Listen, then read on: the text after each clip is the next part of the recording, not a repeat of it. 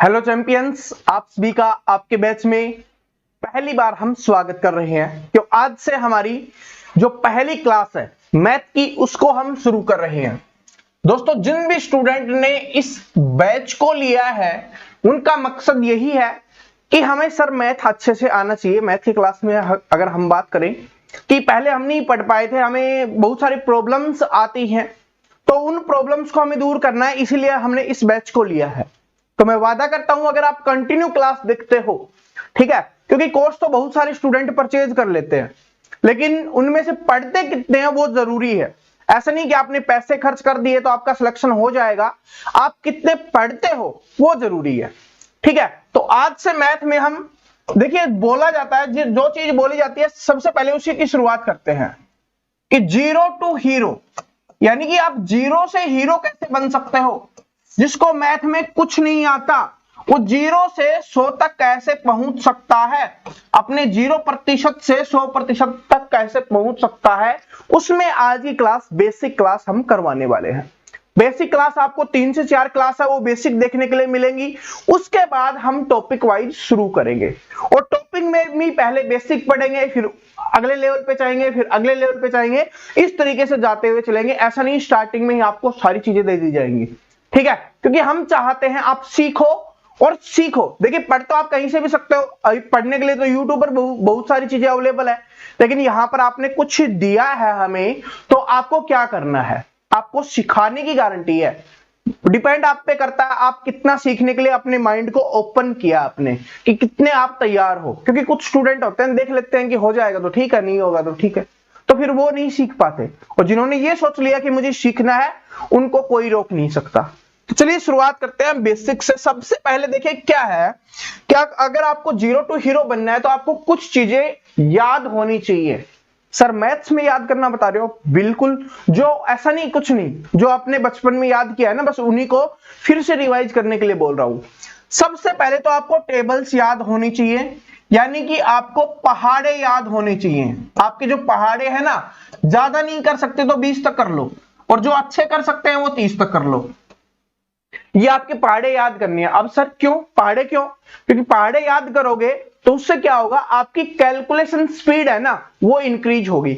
आप जल्दी से भाग कर पाओगे, आप जल्दी से गुना कर पाओगे, आप जल्दी से काट पाओगे, तो फिर स्पीड इंक्रीज होगी। और पेपर में आप सभी को पता है कि स्पीड कितनी इंपॉर्टेंट होती है, और कैलकुलेशन स्पीड के लिए हम अलग से क्लासेस आपको देंगे, क्योंकि हम चाहते हैं हमारे चैंपियंस हैं वो रियली में चैंपियन बन जाए। अभी हमारे हैं और फिर रियली में सबको, एक जो भी आसपास के स्टूडेंट है उनको इंस्पायर करें चैंपियन बनने के लिए। इसके बाद है आपका स्क्वायर, यानी आपको वर्ग याद करने हैं। आपने देखा होगा ना कि 25 का स्क्वायर कितना होता है, 625। 15 का स्क्वायर कितना होता है, 225। ठीक है, इस तरीके से याद होनी चाहिए। 10 का स्क्वायर कितना होता है, 100। तो इस तरीके से आपको याद होनी चाहिए, और ज्यादा नहीं तो ये भी आपको 20 तक याद करने हैं। ठीक है, आगे बात करें क्यूब की, यानी कि आपको क्या याद करना है, घन। जैसे कि आपसे पूछा जाए कि 15 का क्यूब कितना होगा, 10 का क्यूब कितना होगा, इस तरीके से आपको याद करने हैं, और ये भी आप 20 तक याद कर लो।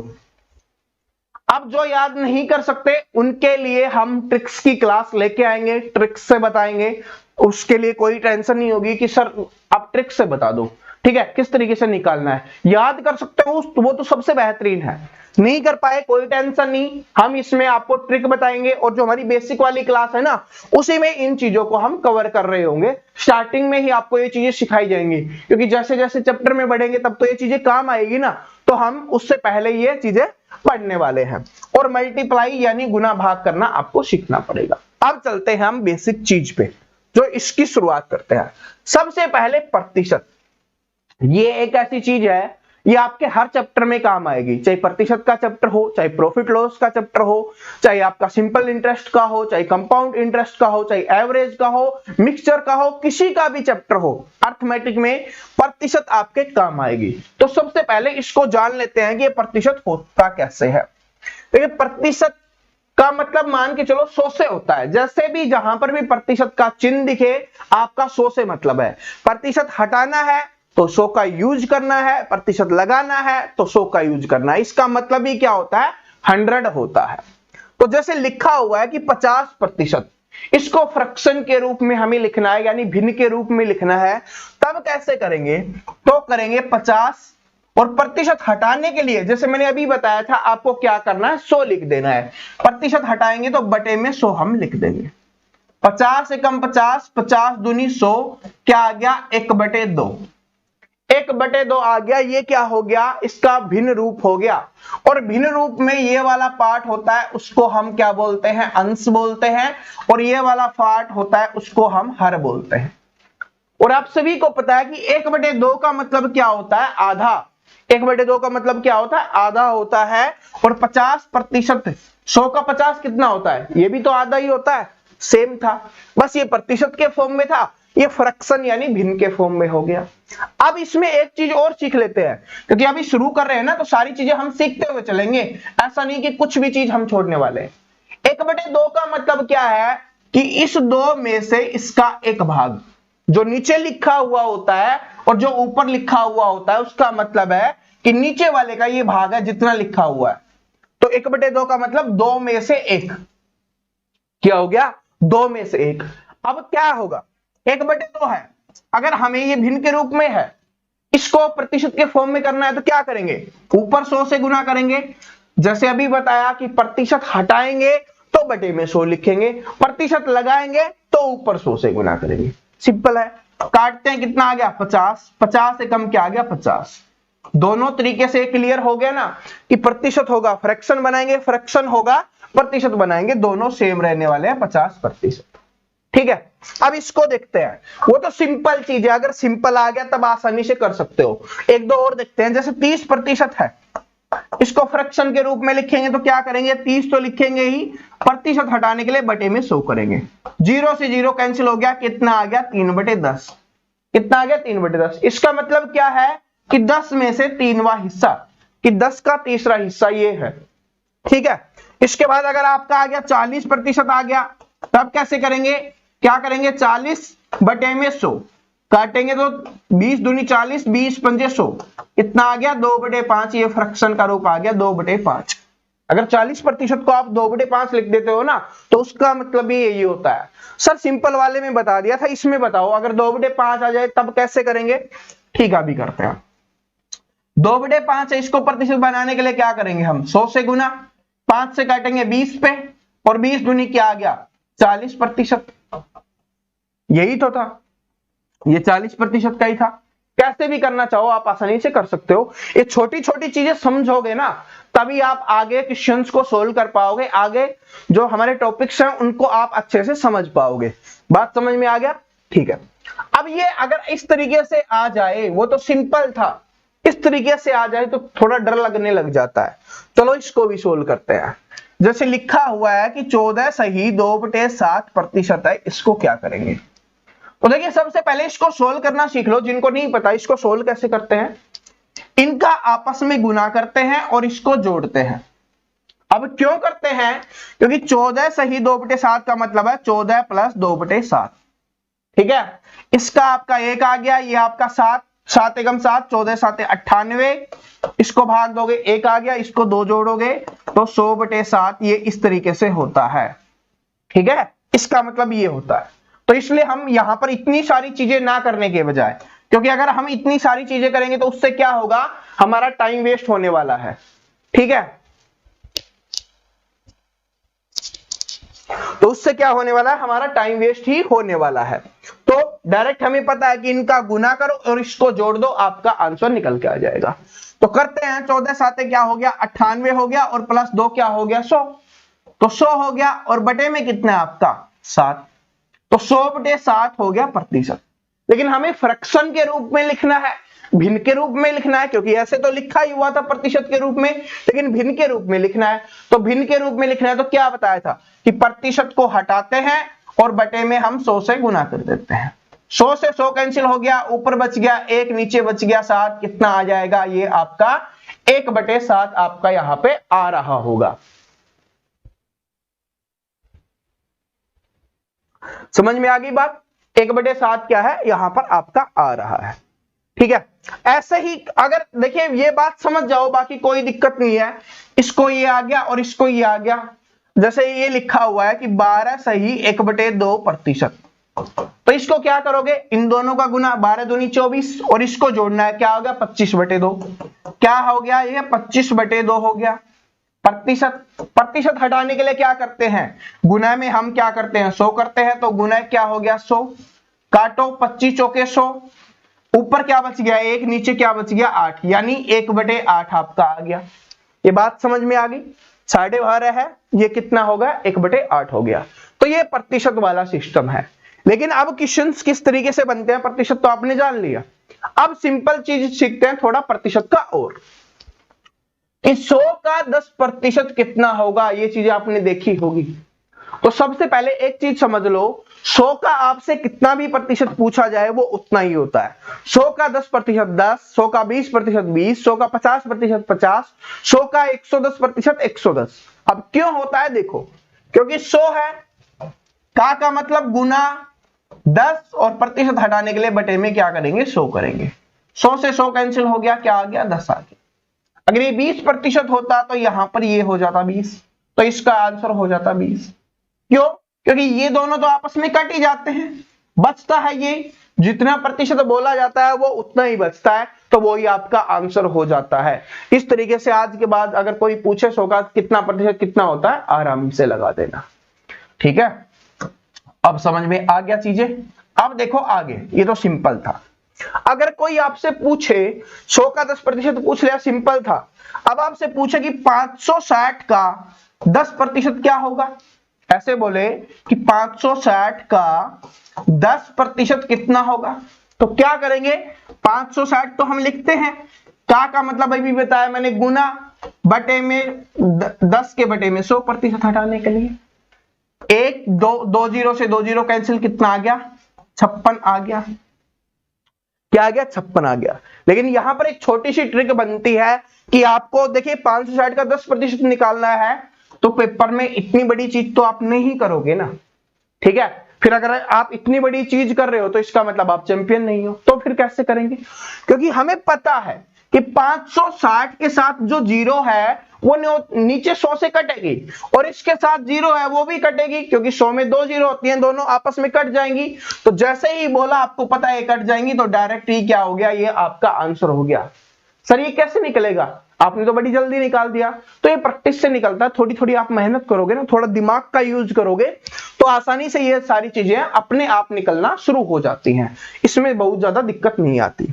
जैसे कि देखें कि 480 का 20% कितना होगा, ठीक है, ये आपसे पूछे तो सिंपली पैसे पहले कैसे करते हैं, सिंपल करते हैं, फिर आपको वैसे करते हैं कि 480 का 20/100, 2 0 से 2 0 कैंसिल, और 48 को इससे गुना करोगे तो कितना आ गया आपका 96 आ गया, ठीक है। लेकिन अभी मैंने बताया उस तरीके से करेंगे, आपके दिमाग में आ गया, नीचे 2 0 होती हैं, 100 लिखना ही नहीं है, पता है कि 2 0 होती हैं, 100 में 2 0 होती हैं, तो 1 0 ये कट जाएगी, 1 0 ये कट जाएगी, बच गया क्या, इधर 48 और इधर 2, दोनों का गुना करके लिखना है, तो 48 दूनी 96 बिना पेन के, ठीक है। पेन का यूज नहीं करना, पेन का यूज नहीं करना, तब आप इस तरीके से अपनी स्पीड को इंक्रीज करते हुए भी चलेंगे, ठीक है। टेंशन मत लो, मैं आपको सिखाते हुए चलूंगा, धीरे धीरे सीख जाओगे। जब हमारा सिलेबस कंप्लीट होगा ना, आप महारत हासिल कर लोगे इन चीजों में। बाकी फिर प्रैक्टिस वाले सेशन में देखना आप कितने जबरदस्त बन जाते हो। लेकिन ये सारी चीजें तो निकाल लेते हैं कि इसका 90% कितना होगा, 80% कितना होगा, लेकिन स्टूडेंट के सामने जैसे ही बोल दिया जाता है कि 110% कितना होगा, तो उनका दिमाग घूम जाता है, उनका दिमाग हिल जाता है कि सर ने तो बताया तो 100% है, उससे ज्यादा नहीं होता। कितना भी बोले कोई दिक्कत नहीं है, जैसे बोला वैसे कर देंगे। 420 का 110 बोला है ना, तो 420 का बोला है मतलब गुना, 110 को 110 लिखेंगे, प्रतिशत हटाने के लिए क्या करेंगे, बटे में हम 100 करेंगे। 0 से 0 कैंसिल, 2 0 से 2 0 कैंसिल, क्या बच गया, ये बच गया, इनको गुना करते ही आपका आंसर आ जाएगा। और अगर देखिए 11 है तो क्या करते हैं, 42 को 11 से हम ऐसे गुना करते हैं, तो फिर क्या आएगा, 2 42 आएगा, फिर इधर से 42 आएगा, तो 2 6 और 4 462 आपका आंसर होगा, ठीक है। ये इस तरीके से आपका आंसर करना। बात समझ गए? बस कुछ भी नहीं है, मतलब ये समझाने का तरीका था कि 110 आ जाए या 120 आ जाए, 150 आ जाए, 180 आ जाए, 220 बोल दे, कितना भी बोल दे, उससे घबराना नहीं। ये मत सोचना कि निकल नहीं सकता, बिल्कुल निकल सकता है। कितना भी बोलेगा उतना हम निकाल देंगे। बस क्या करना है, जो सिंपल हमारी प्रोसेस है, क्योंकि मैथ में यही तो चीज है। स्टूडेंट क्या करते हैं, बेसिक नहीं सीखते, डायरेक्ट क्वेश्चंस को रटना शुरू कर देते हैं, ठीक है। और फिर क्या होता है, फिर अगर क्वेश्चंस थोड़ा सा भी घूम जाता है या थोड़ी भी लैंग्वेज बदल जाती है तो उनके समझ से बाहर हो जाता है, फिर बोलते हैं सर ने ये करवाया नहीं था, ठीक है। तो आपको ऐसे नहीं करना, क्योंकि चैंपियन वही होता है जो लड़ता है, योद्धा बनता है, ठीक है। हर चीज को सीखता है, हर बेसिक चीज को सीखता है, किस तरीके से होता है इन चीजों को सीखता है, बाकी तो फिर कैसे भी क्वेश्चंस आ जाए। अब दशमलव वाला देखते हैं कि दशमलव में कुछ स्टूडेंट को प्रॉब्लम होती है। अगर उनको ऐसे दे दिया जाए कि इनको जोड़ना है तो वो आसानी से जोड़ लेते हैं, लेकिन बीच में अगर दशमलव लगा दिया गया तो वो घबरा जाते हैं। तो सिंपली बेसिक से आपको समझाता हूं कि ये मैंने रकम इसलिए लिखी है कि क्योंकि पेपर में इस टाइप का आ जाता है, ठीक है, कुछ में।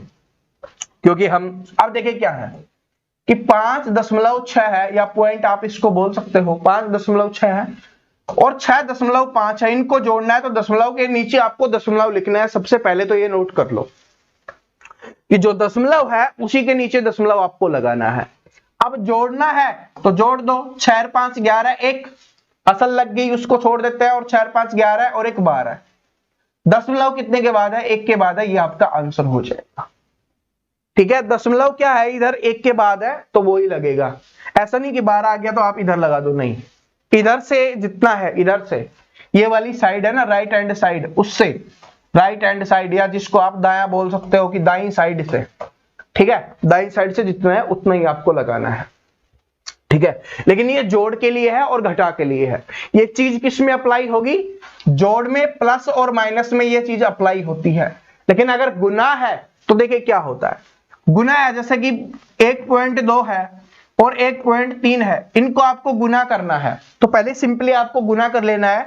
तो कितना आ जाएगा, 12 3 36 और 12, ये आपका आ गया 6 5 और 1। लेकिन गुना करने में क्या होता है, एक दशमलव इधर से है, एक दशमलव इधर से है, तो ये आपका 2 के बाद लगेगा। जोड़ के आपको लगाना है, ऐसा नहीं एक में, जोड़ में सिर्फ एक में लगता है, गुना वाले में एक इधर से हो गया और एक इधर से हो गया, तो आपको 2 के बाद दशमलव लगाना है। ये बात समझ में आ गई, ठीक है। इस तरीके से आपको ये चीजें करनी है, बाकी कोई टेंशन नहीं है आपको। मुझे पता है जो चीजें मुझे लगता है ना कि हमारे चैंपियंस को जहां पर प्रॉब्लम हो सकती है, वो सारी चीजें बेसिक की स्टार्टिंग की 3 से 4 क्लास में हम यही चीजें सिखाने वाले हैं। और फिर भी अगर किसी की रह जाती है, मैं अपना पर एक कॉन्टेक्ट नंबर दूंगा, अगर कोई भी प्रॉब्लम किसी भी चीज में रह जाती है तो बता देना, हम उनको भी क्लियर करते हुए चलेंगे। क्योंकि आपको सिखाना है, आपको एक मजबूत नींव देनी है। क्योंकि बोला जाता है अगर जो हम मकान बना रहे हैं या कोई भी बिल्डिंग बना रहे हैं, उसकी अगर नींव मजबूत है तो वो सालों साल चलता है और अच्छे से मजबूत बना रहता है, ठीक है। तो वही चीज है, नींव है ये, नींव को मजबूत बना लो सबसे पहले।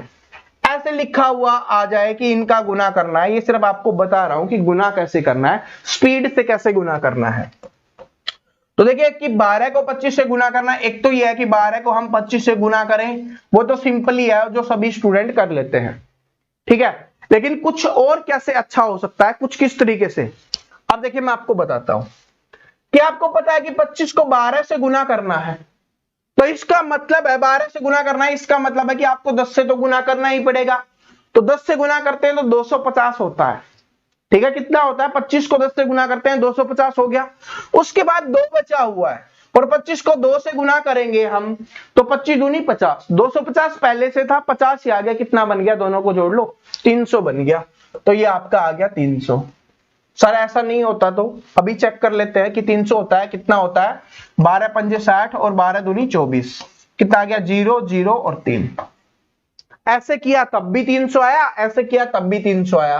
लेकिन ये चैंपियन करते हैं और ये जो स्टार्टिंग में सीखते रह जाते हैं, फिर बोलते हैं सर टाइम नहीं मिल पाया हमें पेपर में, वो स्टूडेंट ऐसे करते रह जाते हैं।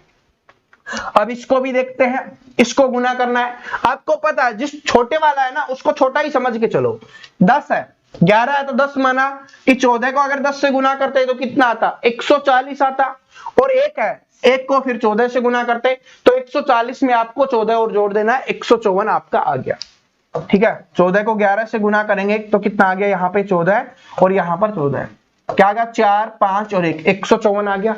ऐसे किया तब भी हमारा कितना आया था, 154 ही आया था। क्या ये बात समझ में आ गई? ठीक है, अब ये देखिए 17 को 12 से गुना करना है, तब कैसे करेंगे? अब आपको पता है कि छोटे वाले को हमें 10 मान लेना है, क्योंकि 10 के आसपास है ना, जिसके आसपास हो वो मान लेना है। तो 170 हो गया और 34, 170 में 34 जोड़ोगे 204 आपका आ गया, ये इसका आंसर हो जाएगा। अब ये तो छोटा था, लेकिन ये ऐसे होता है ना, तभी हम आसानी से कर पाते हैं, वरना बहुत बड़ा होगा तो फिर ऐसे कर लेंगे, वो तो है। लेकिन हमें स्पीड भी इंक्रीज करनी है। ठीक है, पहली बेसिक क्लास है तो मैं इसमें बताना चाह रहा हूं कि क्या क्या चीजें हमें करना है, तभी हम मैथ को एक स्ट्रॉन्ग बना पाएंगे और पेपर में सिलेक्शन ले पाएंगे, बहुत अच्छा स्कोर कर पाएंगे मैथ में। ठीक है, तो वही चीज है। अब इसका देखो 137 को 9 से गुना करना है। अब ये 9 आ गया तो सर इसके आसपास 8 7 ये तो है नहीं, तो फिर उनसे गुना करेंगे, इससे अच्छा 9 से कर लेंगे, वही बात है। 10 दिख रहा है आपको, 10 इसके आसपास दिख रहा है ना, तो 10 से गुना कर दो।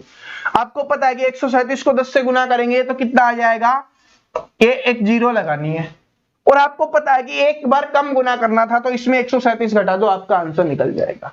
इस तरीके से, और ये कैलकुलेशन वाली जो हमारी क्लास होगी उसमें मैं आपको अच्छे से समझाऊंगा। ये बेसिक क्लास थी, इसमें मैंने आपको बता दिया कि इस तरीके से हम चीजों को करते हैं। अब देखिए गुना करने वाले, ये बेसिक चीज है कि जैसे कि लिखा हुआ है कि प्लस का 5 है और गुना में 5 है, तो हम क्या लिख देते हैं, 25 लिख देते हैं। ये आपने देखा होगा, हम हमेशा ऐसे करते हैं। लेकिन जिसके सामने कुछ नहीं लिखा होता उसका मतलब है कि वो प्लस का है, जिसके सामने कुछ नहीं लिखा होता इसका मतलब प्लस का है, और इसका मतलब प्लस का है। यानी कि प्लस प्लस को अगर हम गुना करते हैं तो वो प्लस का ही बनता है। इसमें बहुत सारे मिस्टेक करते हैं स्टूडेंट, इसलिए आपको समझा रहा हूं। ठीक है, लेकिन यहां पर जैसे लिखा हुआ माइनस माइनस को गुना करेंगे तब क्या होगा, जैसे कि माइनस का 5 है, ठीक है, और गुना में है माइनस का 5, तब क्या होगा, तो दो अगर माइनस हैं तो आपस में गुना होते ही वो प्लस बन जाते हैं, इस बात को नोट कर लेना। दो माइनस है, आपस में गुना करते ही क्या बन जाते हैं, प्लस बन जाते हैं। आप इस बात को नोट कर लेना।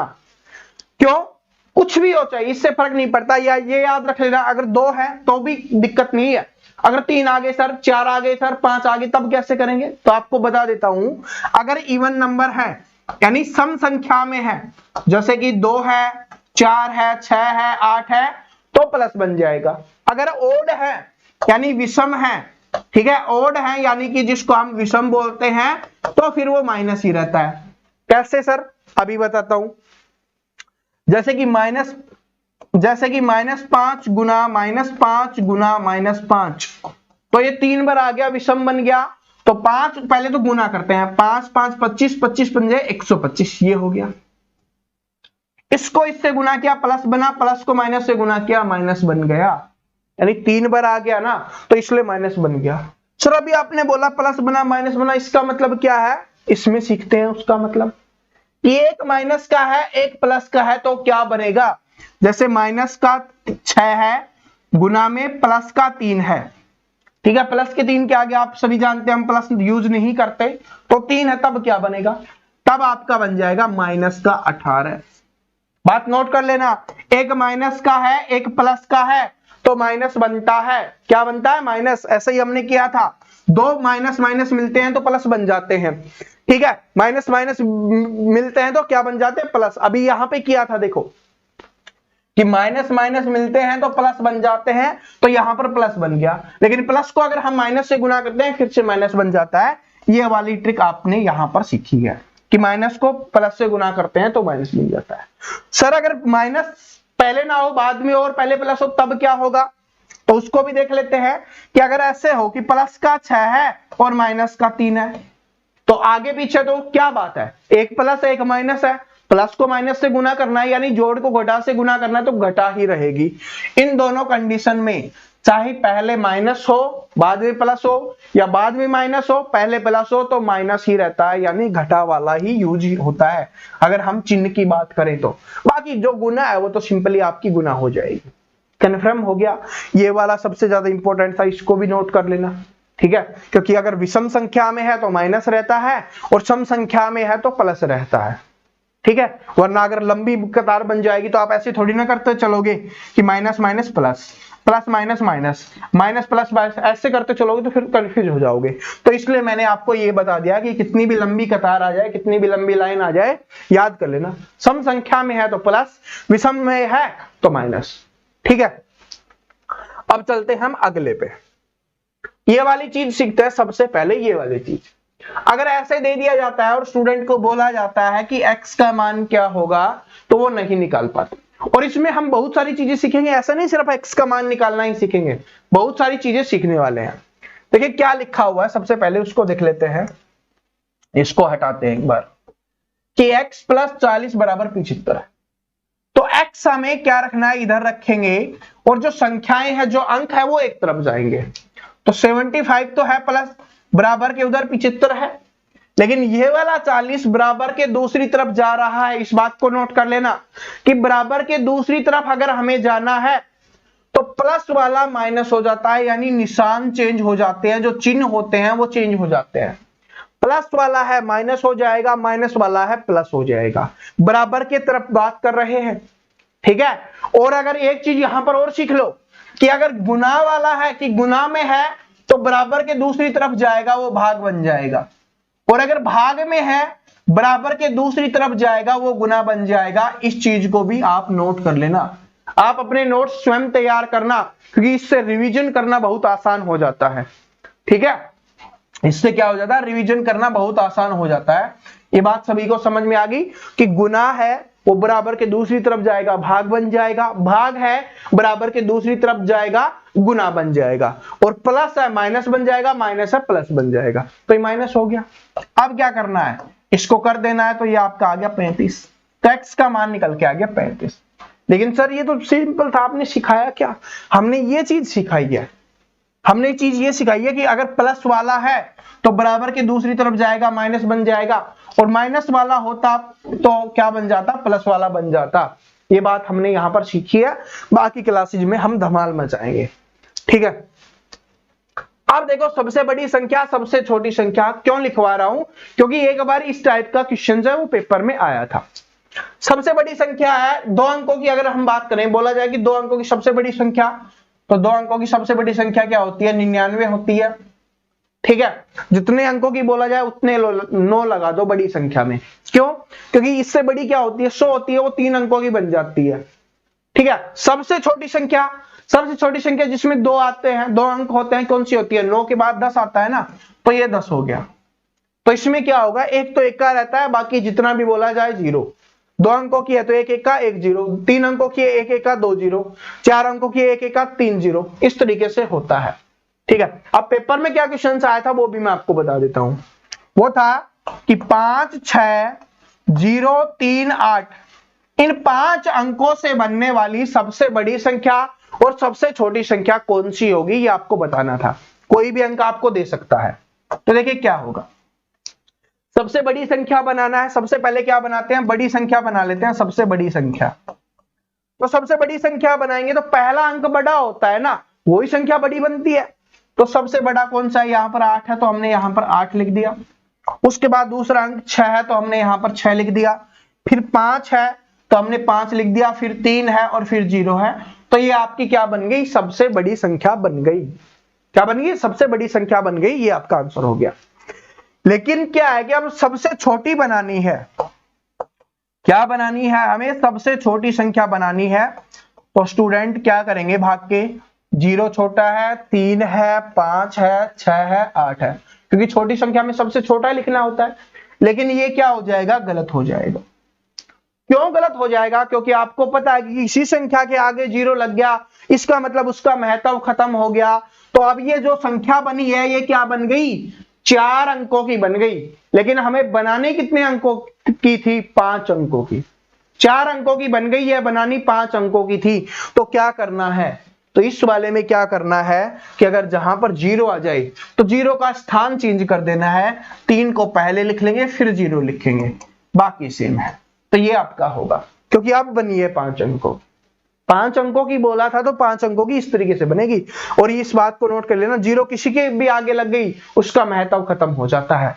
जैसे कि 1 और ये इधर लगती है तो ये 10 बन गया, लेकिन ये 0 इधर लग गई तो ये 1 ही बन गया, इसी का महत्व है, इसका कुछ भी महत्व नहीं रहता। तो ये बात नोट कर लेना, ये चीज भी हमने सीख ली है, ठीक है। और ये क्वेश्चंस भी हमने सीख लिया, पेपर में आ जाता है, ठीक है। अब कल वाली क्लास में हम पढ़ेंगे वी बोर्ड मास। क्यों? क्योंकि ये हमारे रीजनिंग में भी काम आता है, मैथ में भी काम आता है, और हमें पता होना चाहिए कि क्या क्या चीजें हमें कैसे कैसे करनी है। तो आज वाली बेसिक वाली क्लास सभी को समझ में आ गई होगी, तो अपने इनको नोट्स को तैयार कर लेना, ठीक है। पहले वाली क्लास हमने थोड़ी छोटी रखी है ताकि चीजें समझ जाओ आप, ठीक है। वरना आप धीरे धीरे जो क्लासेज होंगी इसको करेंगे, फिर स्क्वायर करेंगे, फिर हम वर्ग निकालना सीखेंगे, उसके बाद कैलकुलेशन गुना भाग कैसे करते हैं, और फिर हमारी चैप्टर में भी टॉपिक वाइज क्लासेज है वो हम सीखते रहेंगे, ताकि आपका जो एग्जाम आप देने वाले हो उसमें आप बहुत अच्छे से स्कोर कर पाओ, ठीक है। तो मिलते हैं अगली क्लास में। हंसते रहिए, मुस्कुराते रहिए और पढ़ते रहिए।